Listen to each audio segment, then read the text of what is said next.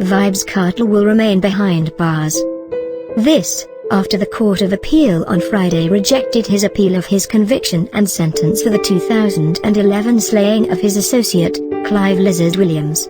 The three-member panel of the court, headed by President Dennis Morrison, Frank Williams and Patrick Brooks, announced the sentence shortly before 10 a.m. Friday. They did not immediately offer reasons for their decision. Kartel's attorney, Tavares-Finson, has indicated that he will be taking the matter all the way to the United Kingdom Privy Council. The decision is a blow to the legions of die-hard Gaza fans who have patiently waited for nearly 10 years with hopes of seeing the self-proclaimed world boss walk free.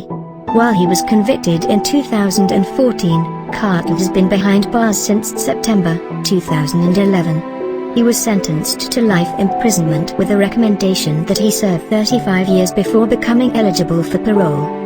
His co-accused are Sean Campbell, also called Shaw Storm, Kehira Jones and Andre St. John. They were also sentenced to life imprisonment with a recommendation that they be eligible for parole after 25 years.